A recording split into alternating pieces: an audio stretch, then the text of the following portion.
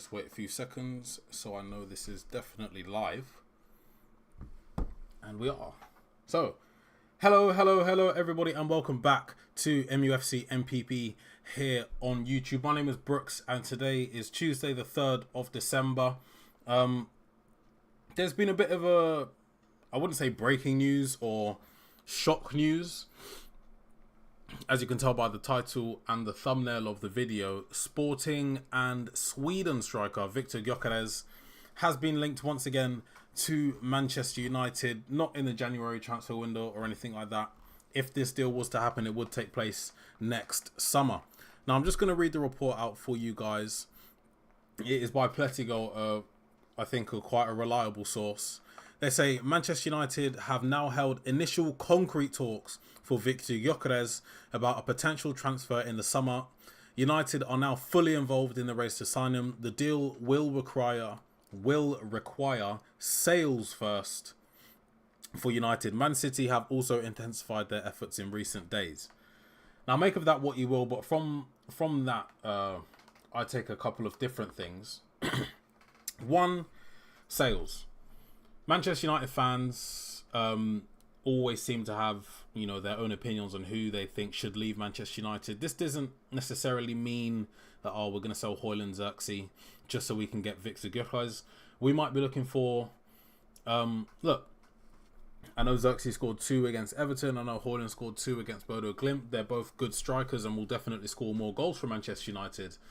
But in terms of the way and the direction or the trajectory that Amorim and the board want Manchester United to go, excluding the marquee signings like Falcao or Di Maria, for example, Viktor Gyökeres, I think, is somebody that should come in and be the starting striker. I think I spoke about this yesterday, and it was roughly about, just because we have a favourite in the team doesn't mean they shouldn't get replaced with someone better. One, good competition improves the quality in the team. 2 and 3, Manchester United is Manchester United. We shouldn't be happy with getting top 4. I know that we haven't been in a good place, most recently under Ten Hag, and hopefully Amorim is the man to take us forward. But at the end of the day, Manchester United should be fighting for titles. They should be fighting for the Champions League and bigger trophies. I know the FA Cup is a very historic, I think is the oldest competition in the world in terms of football. It's a massive deal when a club wins it, but more recently, it almost has been relegated, not to Carabao Cup level, but if you win the FA Cup, it's not the league, it's not the Champions League, and they're right. Manchester United have won 2 trophies in the last 2 seasons, but deep down, we all know that the Premier League and the Champions League are the trophies that we want to be winning, or at the very least challenging for. Having strikers like Xerxes, yes, he does score goals, yes, he is a good team player, and yes, he does fit well in this system, as we saw against Everton on Sunday. And having a young, up-and-coming striker like Rasmus Højlund is also something good, because maybe in a few years he might be able to be that reliable first-team striker that doesn't deserve to get dropped. But for the time being, we almost need like a stopgap. And Viktor Gyökeres, I'm not saying he's only good enough for a stopgap, but look, you're looking at someone who I think, I haven't even checked this, but I'm going to say, off the top of my head, is the most prolific goal scorer in Europe right now. He's got 35 plus goals, I believe. I can't think of anybody else who has more. If we were able to bring someone in of that caliber who has worked under Amorim directly even this season in the same system that he's trying to implement at Manchester United, I don't see this as something that we should be turning our nose up at. The other part of the news break was Manchester City have also intensified their efforts in recent days. Can you see Viktor Gyökeres at Manchester City? The type of striker that he is, the profile that he that he is, the style of play that seems to suit him at Sporting Lisbon isn't the style of play that Manchester City are. Manchester City, against every team in the world, bar one, probably Liverpool, unless that was just a one-off, will be camped in their half, will be camped on the edge of their box, will be knocking balls right, left, in and out, right, left, in and out, back, right, left, in and out. That's not what we see in Gyökeres thrive off at Sporting Lisbon. Gyökeres is in my opinion, is like a bully striker. He's a striker that's going to press. He's a pressing forward. He is a central striker that can operate on the left wing as well. I'm not saying like if we were playing a 4-3-3, then he'd be playing left wing, but he is a channel runner. Erling Haaland obviously does get opportunities like that, but they aren't as often as the types of goals he does score, or well, the types of goals that we've seen him score this season. A lot of the goals I've seen him score this season, he might get the ball in the halfway line and run. Counter-attack style goals, not counter-attack, they've been soaking up pressure and hi guys, hi Y, hi bath time. Not the type of counter-attack like we were seeing under Ollie or like a Sean Dyche style counter-attack. The transitions are very, very fast. He thrives off that. Manchester City, yes, they do score all types of goals, but I would say that the majority of their goals are from persistent pressure, from tiring out the opposition and finding those little nooks and crannies where they can slide the ball through. I don't think that style of play, yeah, no, obviously Gyökeres will score goals because he will get chances. But I think if he wants to thrive and be the best that he could possibly be, I think a move to Manchester United would be better for him because, again, as I just said, Ruben Amorim, his style of play, it just befits him. It just fits him. It does. And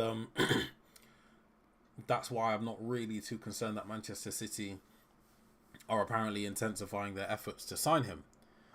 A few of you have joined since I started talking about this, so I will go over the break again. Manchester United have now held initial concrete talks for Victor Gyökeres about a potential transfer in the summer. United are now fully involved in the race to sign him.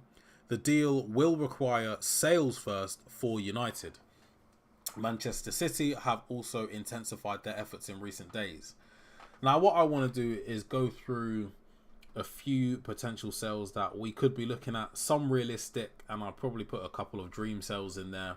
Not that I hate the player, but I just think it would be better for them to move on from Manchester United, free up some funds, and give them a better path in their career elsewhere. So we're going to start from the back. Don't know how much money we're going to get for each of these because I can't remember the lengths, how long they've got left in their contracts or anything like that. But you've got Victor Lindelof, Harry Maguire. At some point, I think either Malacia or Luke Shaw will go, but that all depends on where Luke Shaw is utilised in the remainder of the season. In my opinion, I think he's a perfect fit for the left centre-back role, but of course he is by trade a left-back or a left wing-back. So we have Harry Maguire, we have Victor Lindelof in the back line, two centre-backs who I think should be moved on in the summer. If we move on to the midfield, you've got Casemiro, who I think should be moved on. You've got Anthony, who I think should be moved on. I think those are the midfielders that I can think of that should be moved on. And the attackers. Oh, would you put Anthony in? It doesn't matter. Anthony's on the list anyway. And the attackers. We've got... See, this is the thing. I don't think any of the attackers should be moved on. I think Gyökeres should be in addition to what we already have, not a replacement for someone that's already here. And I say that because you've got one out-and-out striker in Rasmus Højlund.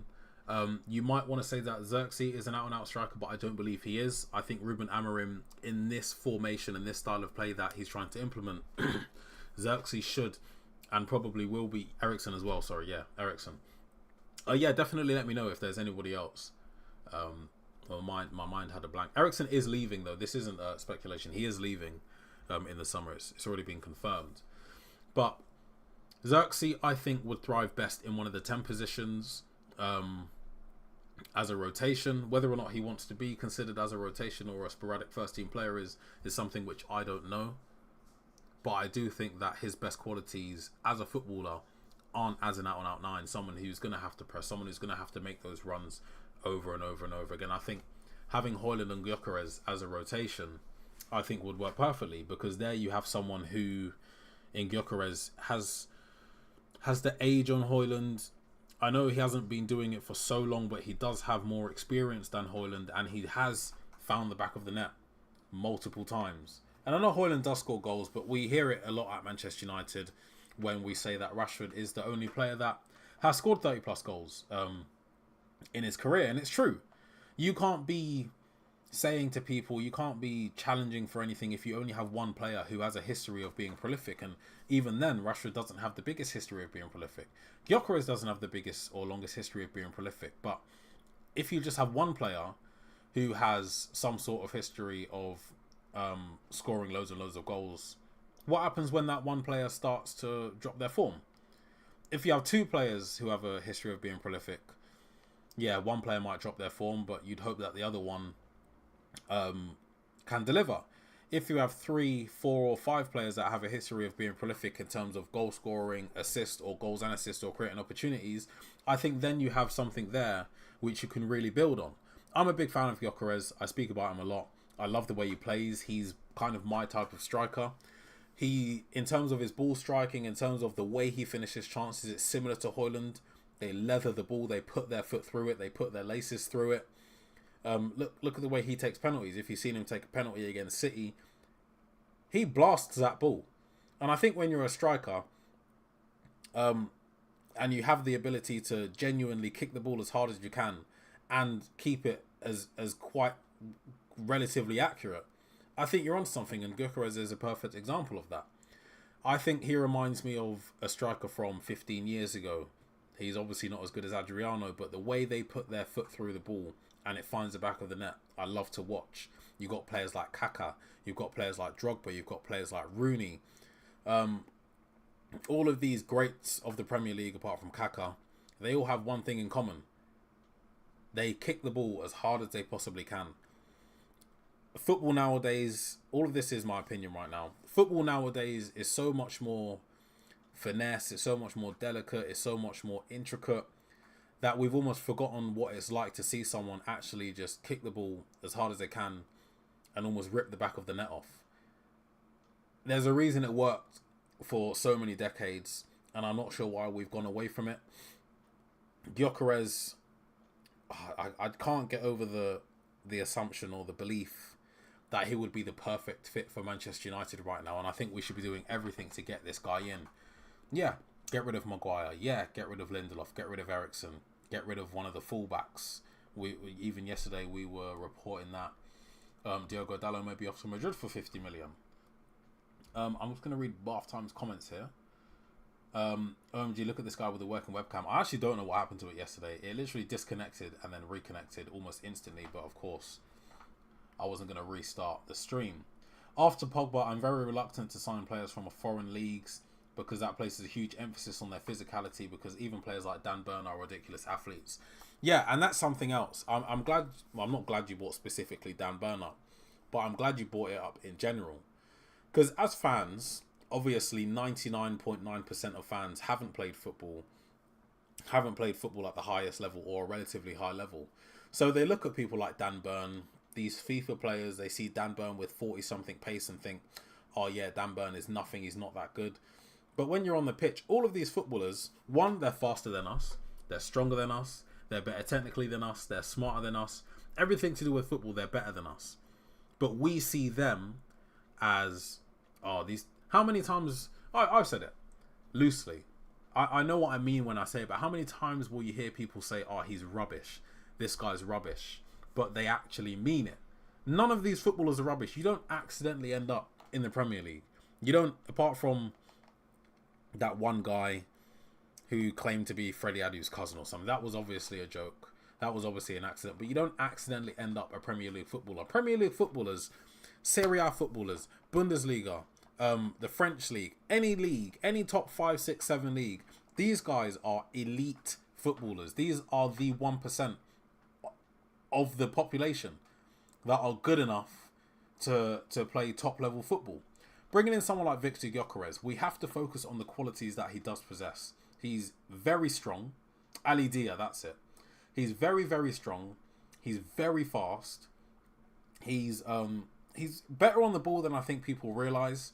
I think what we have now is a generation of strikers that almost don't prioritise finishing.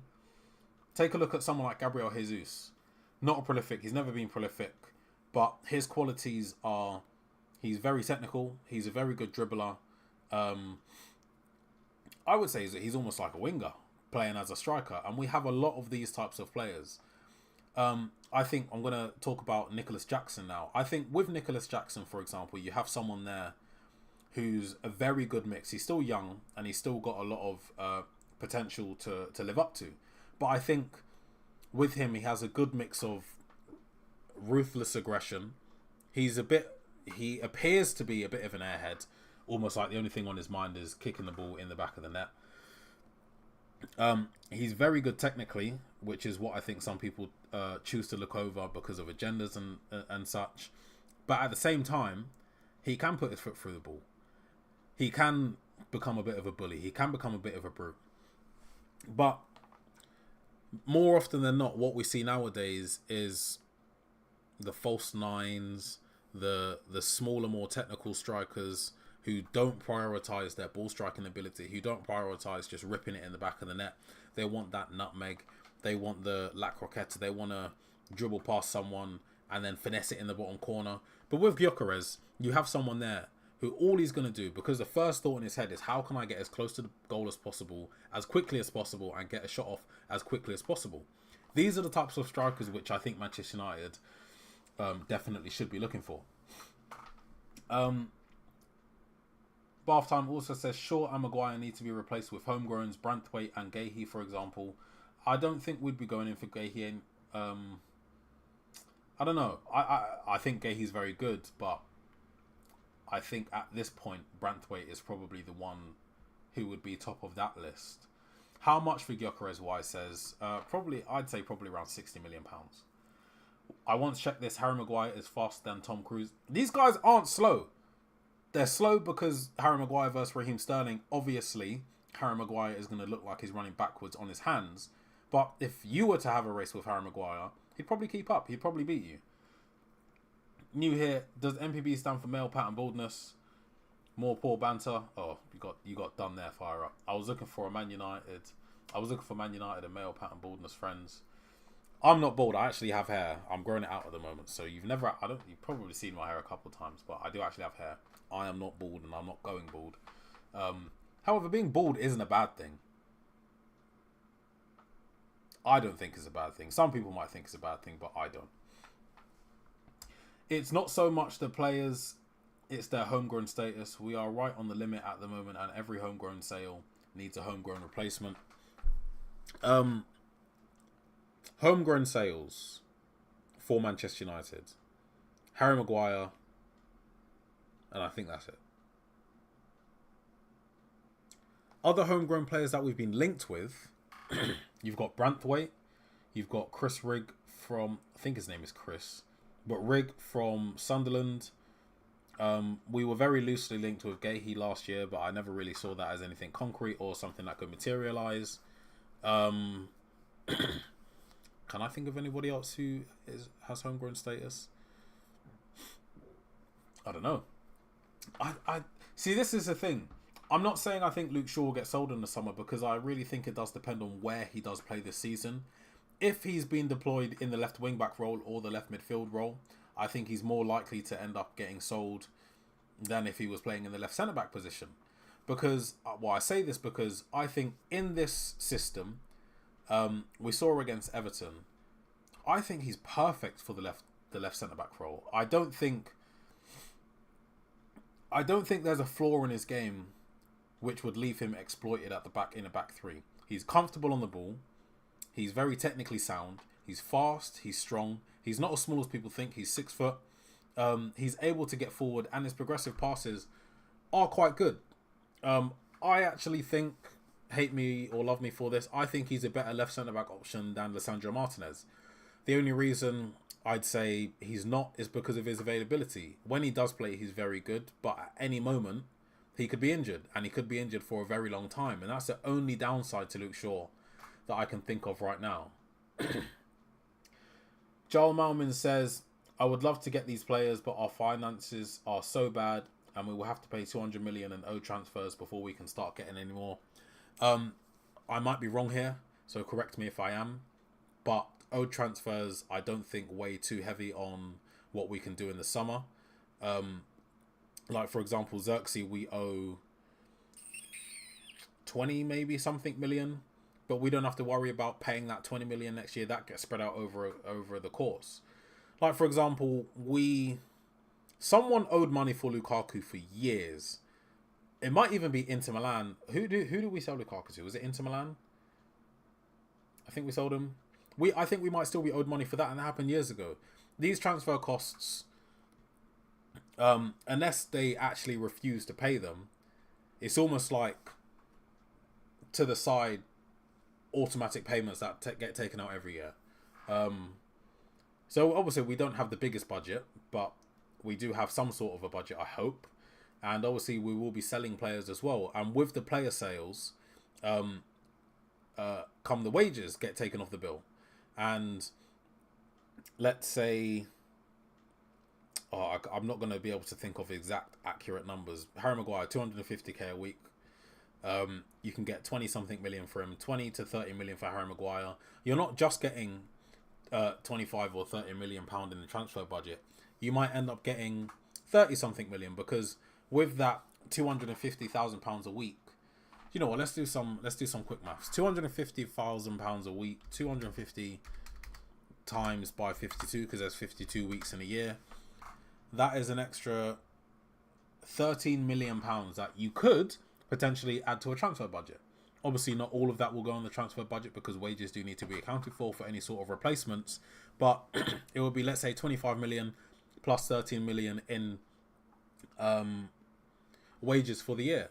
That's only if they have 1 year left on their contract. If we were able to get someone off the books that was on 200k a week and they had 2 years left, let's just change that times 104, because 52 times 2 equals 104, then that's an extra 20/21 million pounds. All of these things come into consideration when selling players. That's why it's not just, we're only going to get 20 million for Maguire, or we're only going to get a few million for Eriksen. Eriksen will leave on a free. Lindelof, I don't know if it's going to be on a free or 1 year left on his contract, but their wages will also be taken into consideration.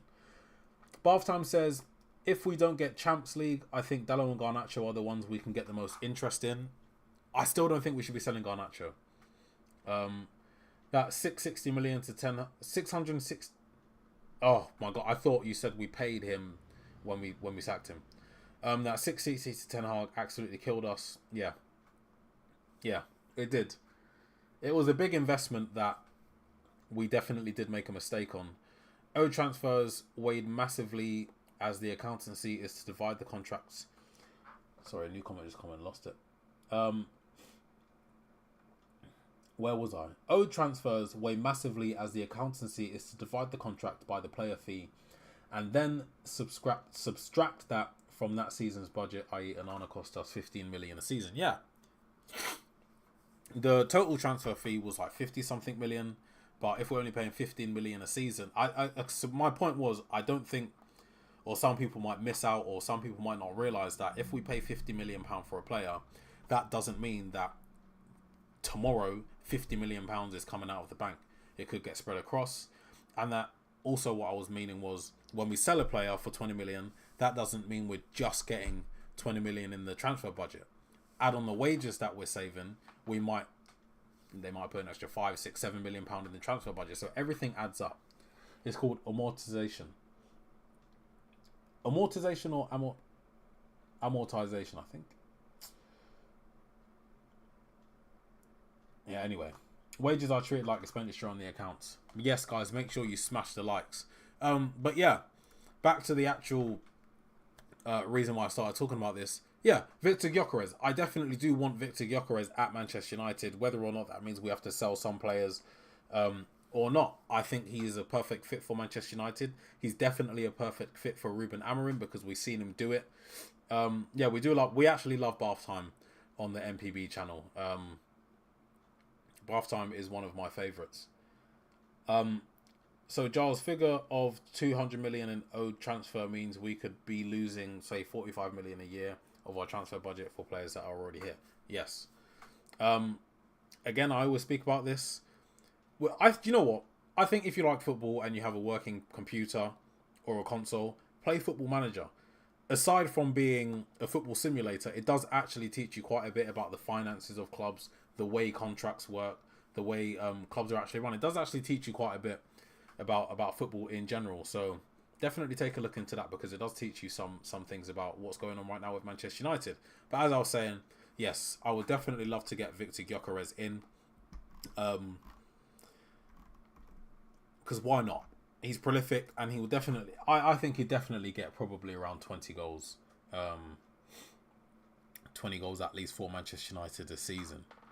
But moving on to the other player, I think, who is in the thumbnail. I don't know if it's David or David, but reported by Plettigol as well, RB Leipzig's David Raum, or David Raum, is another player Manchester United have on their shortlist for the left wing-back position. He is considered a very good fit for Ruben Amorim's new system. Off the top of my head, Raum is 27. So I'm going to... 26 or 27. He's 26. He's going to be 27 in April. I've seen him play quite a few times. He's a German international, European Champions League experience, and I think quite solid for RB Leipzig. Admittedly, he isn't someone who I thought of at any point that could come in for Manchester United. But I was getting thinking, he's very competent going forward. He's a competent defensive player. He's quite quick. He's good on the ball. And he does chip in with assists and a couple goals every now and then. I think I keep going back to this point. The 3-4-3 system isn't necessarily a 5-back system. When it's laid out as a 3-back compared to when it's laid out as a 5-back, the 3-back is always more attacking. The 5-back is by nature more defensive.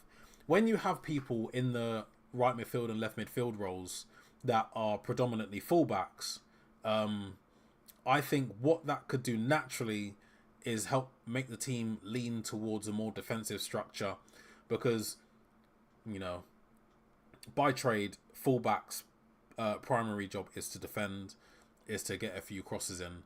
By trade, a midfielder or winger's job is not to defend. A perfect example of this is Amad Diallo. He's never been a fullback, he never will be a fullback, but in the system he is playing in the right midfield role. He's thriving because his main job is to press, his main job is to get the ball and beat his man, and his main job is to create as many opportunities and get us as close to goal and up the pitch as quickly as possible, as often as possible. Now, David Raum is someone who plays either left back, left wing back, or left midfield. I don't know the formation that Dortmund play, but I'm sure it's a 3-back. I'm sure it has been a 3-back at some point. Am I wrong? I'm just thinking about the centre back, Simakan. Not anymore, actually. He went to Saudi. I'm sure they play a 3-back. RB Leipzig.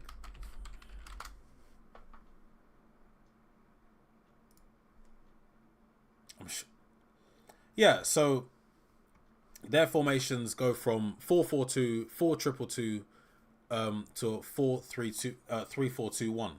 So the formation they've played most this season is 4-4-2. The formation they've played next amount of times is the 3-4-2-1, 6 times this season actually. Which means that when David Raum's playing, he's playing as a left midfielder. So that's someone that is used to the 3-back formation, that would understand his duty and roles quicker than someone. Red Bull Leipzig, David Raum. Is Plettigol serious? Plettigol, I think, is serious. I think... Okay, how am I going to explain this? They're not David Ornstein. David Ornstein is the top of the top. Fabrizio is the top of the top. David Ornstein more than Fabrizio. If David Ornstein tweets something, it's going to happen. If it doesn't happen, something went wrong.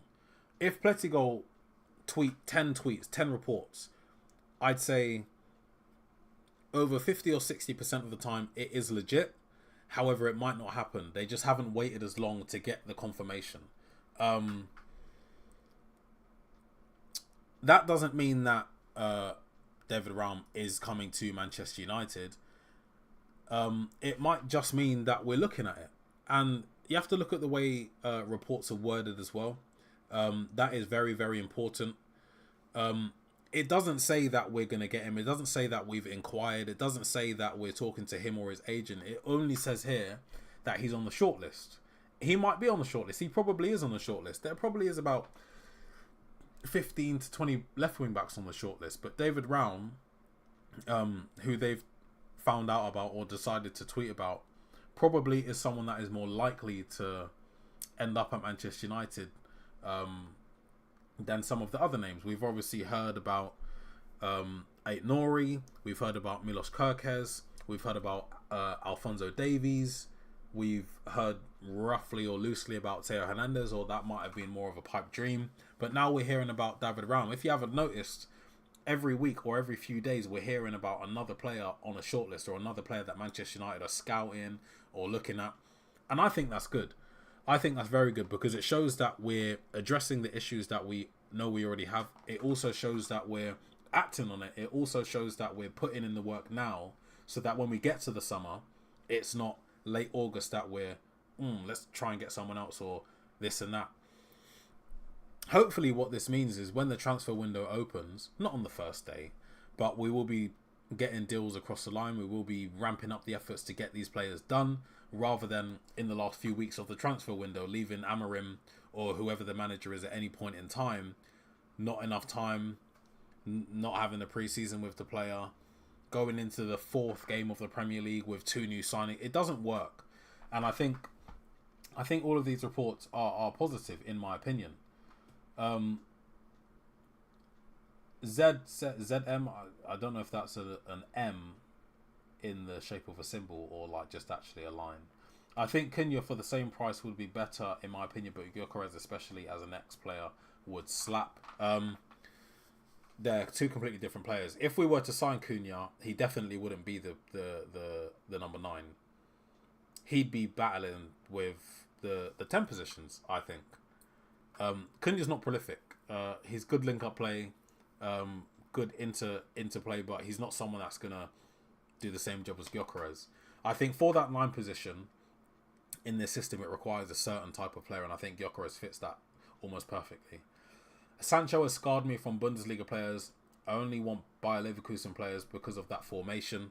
And this is someone who I think should be on the shortlist as well. Grimaldo. I don't see why we haven't been linked with him. I know obviously they went invincible last season in the league. Didn't do the treble invincible because they lost the final of the Europa League to Atalanta. But in Grimaldo, you have someone there who probably wouldn't cost an arm and a leg.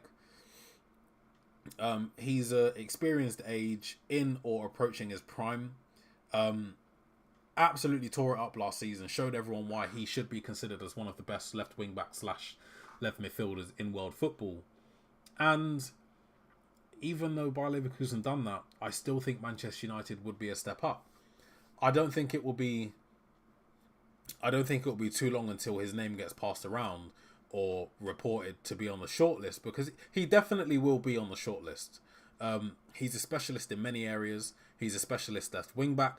He's a specialist set piece taker, and he has the experience. We can't keep only bringing in players that are 21, 22, 23 years old, because at some point you need someone there who has the experience of European football, who has the experience of playing in other leagues, who has the experience of playing in different formations, but more importantly, has the experience of playing in a similar, or if not the same, system that we're playing in right now.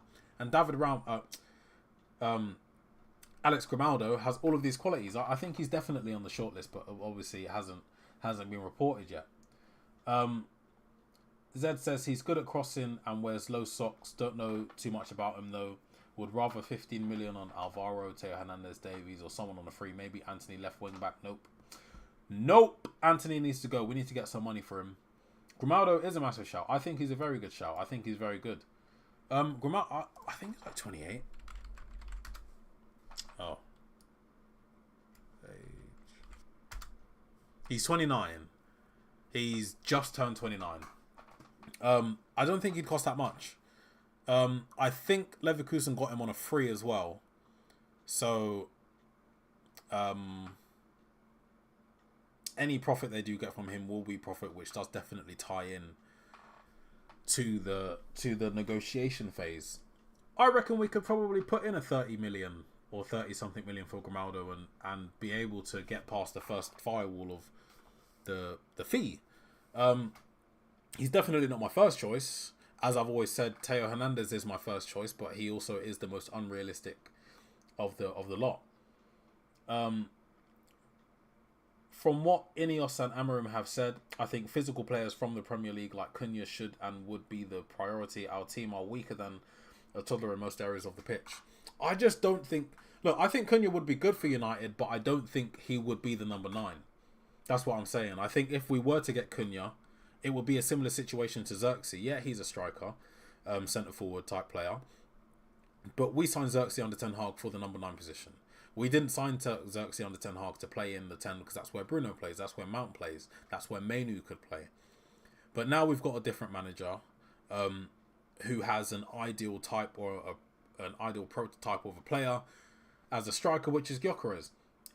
Amorim realised extremely quickly that Xerxes would be better suited in this formation as a number 10.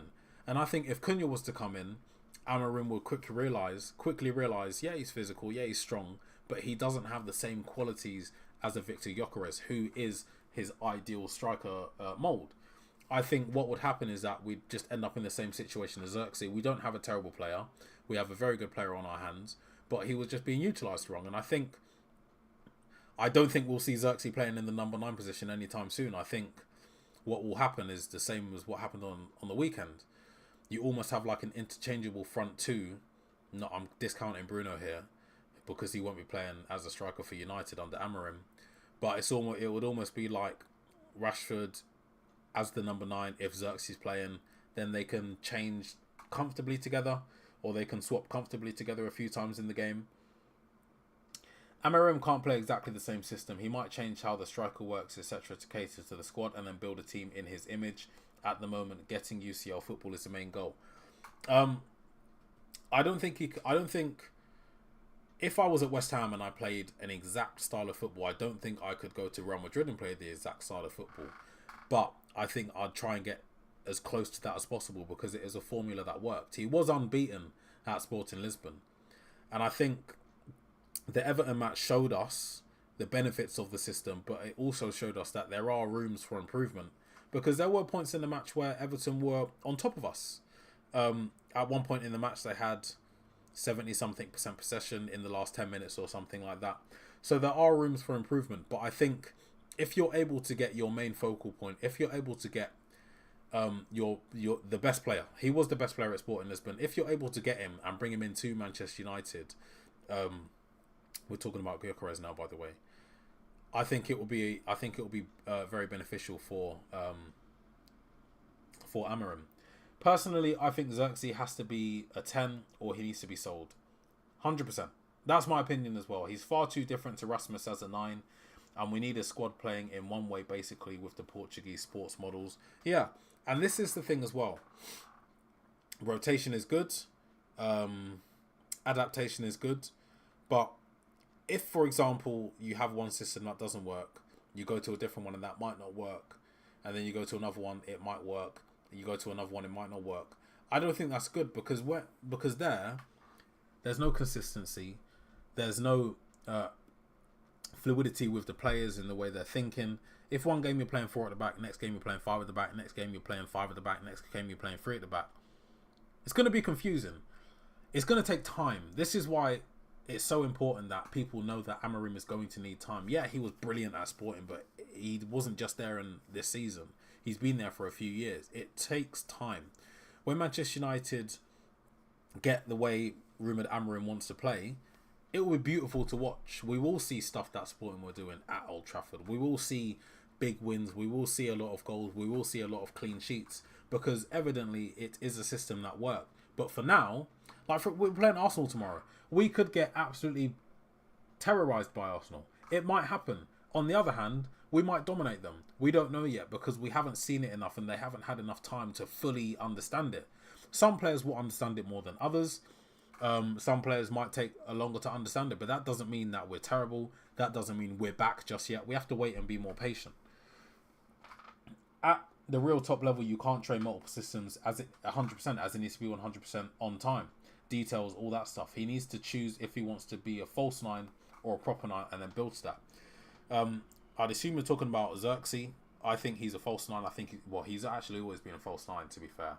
I remember watching him a few times when he was coming through at Bayern Munich. Not saying, when I looked him in the Bayern Munich youth, he was, Xerxes. But I'm really ill. And I'm trying not to cough, sniff, and sneeze all over this stream. And I'm actually struggling. But, yeah, Xerxes has always been a player with high potential and quite a very talented player. Pre-GYOKERES, Amorim used wingers and false 9s, which is, I think, Xerxes at striker is good.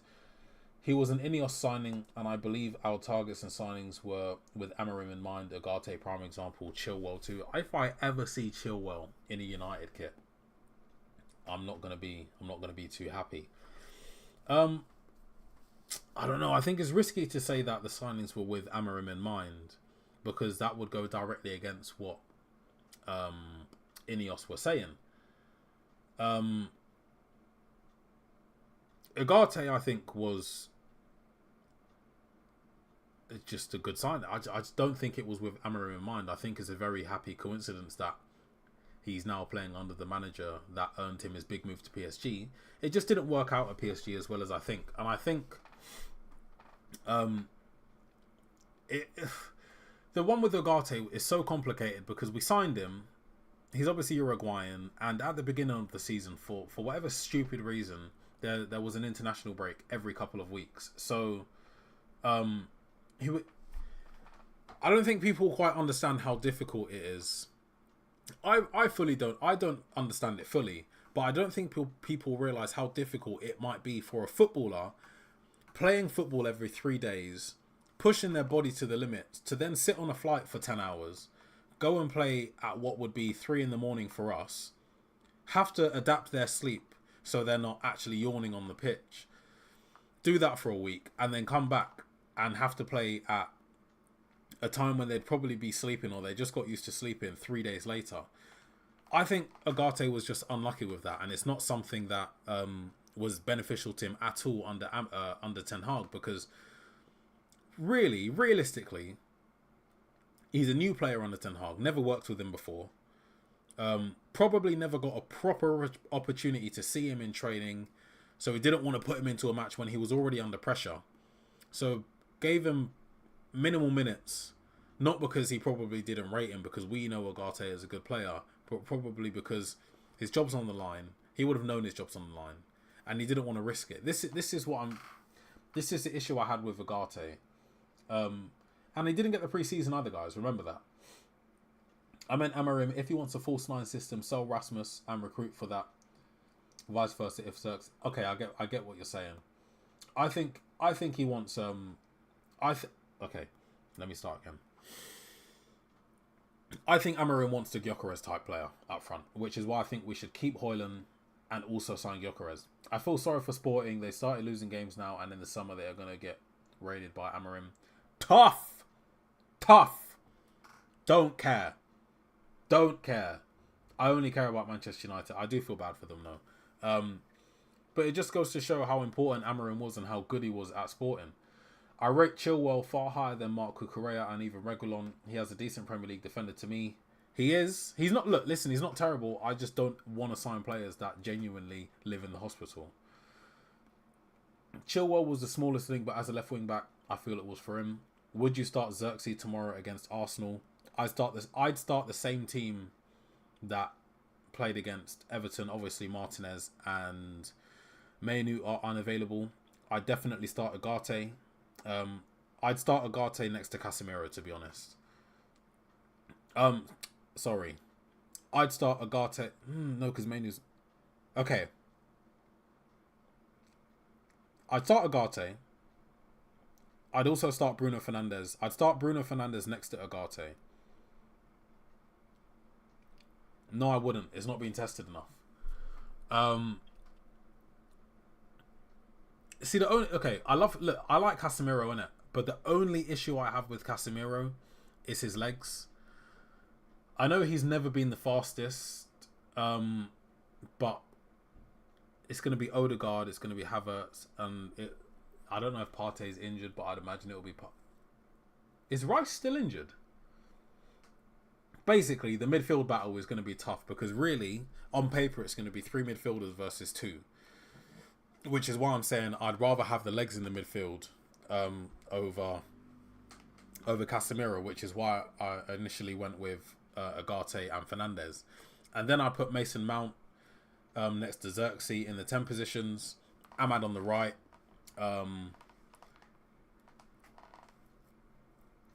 Dalot on the left. Rashford up top.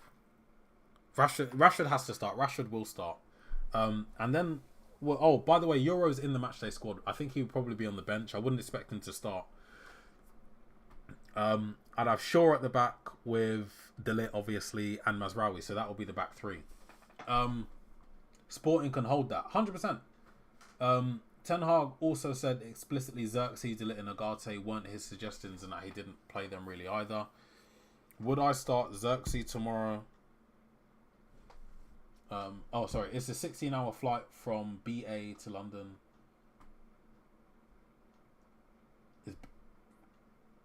Am I being stupid? What's BA? It's an absolute killer. Then they make us play at 12:30 against Southampton. Exactly. Sporting can hold that 100%. Shaw should start instead of Leach as he's suspended. Shaw definitely will start. I'd start Casemiro. We need people that can win headers against Arsenal. Agate, Casemiro pivot I'd go for. Casemiro is also aerial threat against Gabriel. We can finally agree on something. Casemiro Hive. Rice is not injured. Okay, so he will be starting probably. Why is suggesting Onana in goal, Mazraoui, De Ligt and Shaw at the back, Ahmad, Casemiro, Agate, Dalot, Bruno, Rashford, Xerxes. Yeah, the only change I'd make purely because of the legs is Casemiro for Mount, put Mount in the 10 and put Bruno next to Agate as a deeper playmaker. You need a minimum of 5 decent headers for zonal marking system. Okay, Luke Shaw is good in the air, first of all. You've got De Ligt, you've got Xerxes, who's good in the air. Yeah, fairs. Honestly speaking, I would rather put Mazraoui at CM next to Agate than no, I wouldn't. Not against Arsenal. Maguire and Agate in midfield. Oh, Buenos Aires. I don't know the flight time from. So, are you from there? Maguire in midfield is crazy. Yeah, with a size 15 shoes.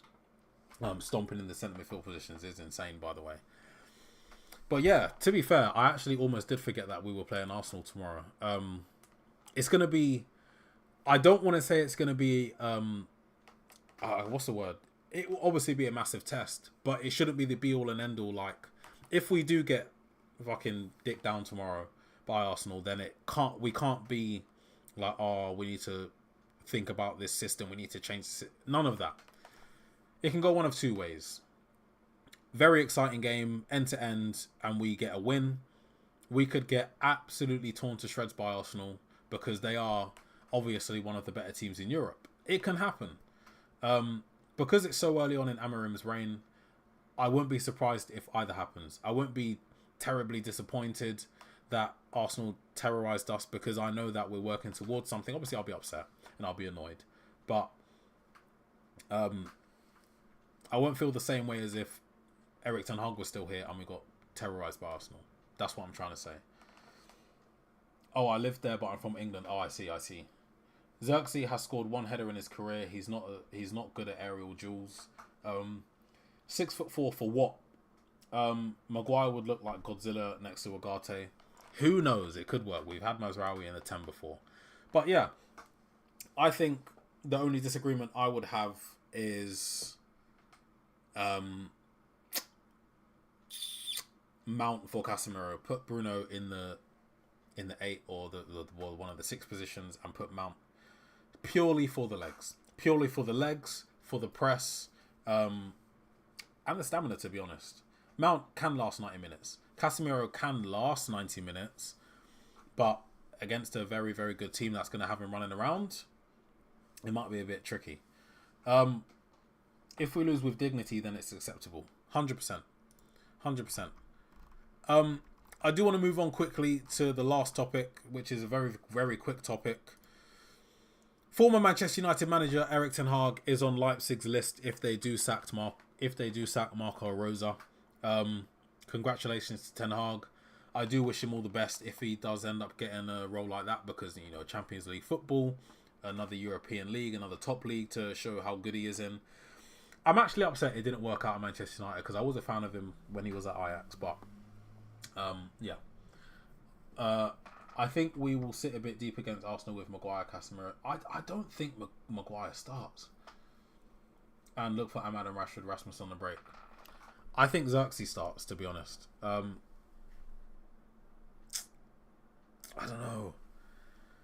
don't know. It's you know what? It's a good headache to have, because just because you score 2 in the last game doesn't mean you're automatically granted a place in the next game. Arsenal are a different kettle of fish than Everton. I just don't want to see Rashford in the 10 position, and Rashford needs to start against Arsenal because he performs against Arsenal. If I see Rashford in the 10 position, I think we lose a bit of that quality that Xerxes has on the ball to link up the play. I think what could happen is Rasmus could come on. Maguire is desperate to play. Let him give his all in the mid. I hope you're joking about Maguire in the midfield, by the way. Who's looking after Havertz, Gabriel, etc., competing with Rice and Partey physically? Ugarte, even though he might not be 8 foot tall, he is very robust. He's very strong, and he will put in a challenge. And one of the tens will be looking after whoever's playing the defensive midfield position. I think it will probably be Bruno. Well, it most probably will be Bruno looking after, let's just say, Rice or Partey in the midfield. A constant press for 90 minutes. And then whoever the other midfielder is next to Ugarte will have to be looking after Odegaard, because Ugarte will play on the right-hand side of the midfield.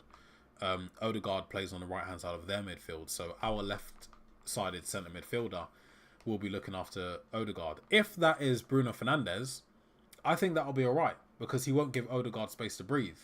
Then that means whoever replaces Bruno in the 10 position will have to look after the defensive midfielder, and that could be Mount.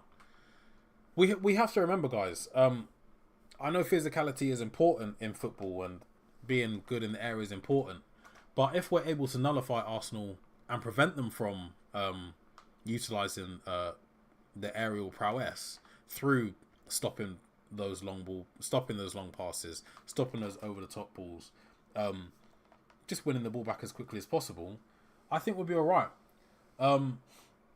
We'll leave the score prediction for a few minutes. Why? If we bring GYOKERES in, I can see us switching the 3-4-2-1 into a 4-3-4-1-2. You're gonna have to explain that one, Sean, because I can't see it. Arsenal, apart from Saka, Odegaard and Trossard, are all like 6'1" minimum. We just got to keep the ball on the floor. We just got to keep them playing balls on the floor. Yeah. But definitely, guys, MUFC MPB is here in the chat. Everyone smash the like button if you haven't already. Let's get it to 20 likes. Also, make sure you do hit that subscribe button if you aren't already subscribed. If you want to keep up to date with all the latest Manchester United news and transfer news, make sure you go and follow at MUFC MPB on X. Make sure you follow myself as well. My name is Anton Brooks AMB over on X. I am here every day, every morning, well, Monday to Friday mornings, with a stream for you if you do want to keep up to date with my life. If that's of any interest to you, make sure you do follow me over on X as well. I play a lot of Football Manager. I sometimes stream Football Manager, so you can learn a few things from me over there. What are the chances that Mount starts? I think they're quite high. I think he had a good game against Bodo Glimt. Obviously didn't score or anything like that, but that doesn't matter. I think there's a good chance that he starts. If he doesn't start, I won't be shocked. If he does start, I also won't be shocked. I think it's a 50-50. It really depends how Amorim thinks he can get the best out of the players available to actually go and beat Arsenal. Because one thing I'd hope that Amorim has in his mind is he doesn't ever play for a draw. He doesn't ever play for a loss. Every game he wants to win. If in the game he realises, shit, I'm screwed, then he can adapt. He can make a couple of changes to almost limit the damage. However, at the same time, always still trying to get those goals back. Let's hope that few Arsenal players won't be playing tomorrow. Well, it seems like most of our service comes from the wing back. So if we have GYOKERES and we want to still give sufficient games to Rasmus Zerks, 2 10s doesn't seem necessary always. But do you know what? Do you know why that doesn't matter? Because if we're doing well with one out-and-out striker, don't change it to make someone happy. Don't change it because Højlund's upset. All he has to do is work harder. If he doesn't work hard enough, if he's not good enough to get the minutes he wants, then he can leave and we can get someone else who can do the job. And I think that's the way it should work. Who can he start in place of, though, because Rashford and Bruno are playing well? Casemiro. That's what I'm saying. I don't think it would be terrible if Bruno was next to Ugarte in the centre midfield position. For the legs, for the ability that he does possess when it comes to pressing, when it does come to the endless work rate. I think he has more of that about him than Casemiro. Gabriel, Partey, Calafiori and Mourinho might not play. I didn't know that. But score predictions. Let me know and let Y know in the comment section down below. What are your score predictions for the match away at Arsenal tomorrow night? Emirates under the lights. Do you want me to tell you something before I give my score prediction? One of my favourite ever matches in the last few years was actually a defeat against Arsenal. The 3-2 game, Rashford opened the scoring with that thunderbolt. As soon as this finishes, actually, I'm gonna watch when Eddie Nketiah scored the 90th minute. That was one of my favourite games. It was a proper game. That, to me, brought me back years ago when it was Wenger versus Sir Alex Ferguson. Obviously not the loss, but the type of game that it was. And I hope that Amorim brings that sort of style back. Nubis says 2-1 to Manchester United.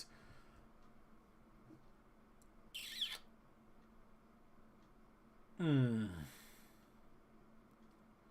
know what? Because I'm hopeful, and I'll probably be wrong. Look, as I said, there is a good chance we might lose. There is also a good chance we might win. I'm going to go with a 3-2 win for Manchester United because I think we're in good form. Something seems to have clicked against Everton.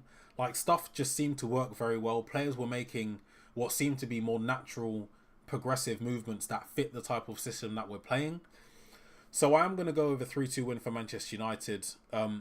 Also because when you have these types of matches, whether it's a derby, whether it's a City game, Liverpool, Arsenal, Chelsea, form doesn't really count for anything.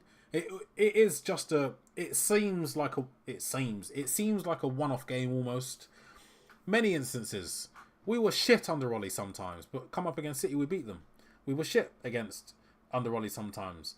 Come up against Liverpool and beat them. We were shit under Ten Hag sometimes. Come up against City or Liverpool and we came out on top. Will you be doing streams daily, permanently? Because there's been a lot of stops and starts. Yeah, we're trying to. Yeah, we're trying to. I will definitely be here for streams. Obviously, if I go on like holiday or something, it won't be like one day I'm here, then the next day I'm not, and then in 2 months I'll be like, oh, sorry, I was on holiday. But yeah, the answer to your question is yes. Set piece at both ends will be interesting. They will be. They will be very interesting. I'm just hoping that whoever plays as the number 9 gets the better of Saliba, because obviously he is a very, very good world-class defender. But yeah, come on. I want more scores in the comment section down below. What do you think the score will be tomorrow against Arsenal? And when we get through this, it will be the end of the stream because it's been going on for almost an hour now. As I say every day, believe it or not, I do have a job. So I have stuff to do. So let me know your score predictions in the comment section down below. Also, as well, whilst you're getting those in, I'll say once again, make sure you do leave a like on the video today. And make sure you do go follow at MUFCMPB on X, or Twitter as it was called, for all the latest Manchester United news, updates, transfer news, and everything to do with United as soon as possible. Make sure you follow myself on X as well, at Anton Brooks AMB. Keep up to date with my life. Stream Football Manager, I play Football Manager, and fuck it, innit? 2-1 United for Y. He's confident. I'm feeling confident as well. Look, Manchester United is the club we all love. We should never really go into a game expecting a loss. We've been at some low points. We could come up against City. We could come up against Liverpool. But in the back of my mind, I always think that we could go out and do something. We have the most informed goalkeeper in the league as well in Andre Onana. We have quite a tight defence. Believe it or not, you probably already know this, but only Liverpool have conceded less goals than us this season. And I think it's by 1, or can't remember. We are doing good defensively this season. So, look, we're in good form. We're in good spirits. New manager coming. And we're playing exciting football. We just beat Everton 4-0, and hopefully we can carry that form into the game against Arsenal tomorrow. But on that bombshell, as Jeremy Clarkson would say, I will see you guys tomorrow at 11 a.m. for another stream, the final Anton stream before the Arsenal game. I hope you guys have a great day. I hope Manchester United win tomorrow. Make sure to leave a like on the video, hit subscribe, follow at MUFCMPB over on Twitter, as well as myself at Anton Brooks AMB. Why with the final comment, Rashford loves scoring at the Emirates and he's booed up now, so I will leave you with that. Hope you guys have a good day and I will see you tomorrow. Thank you guys for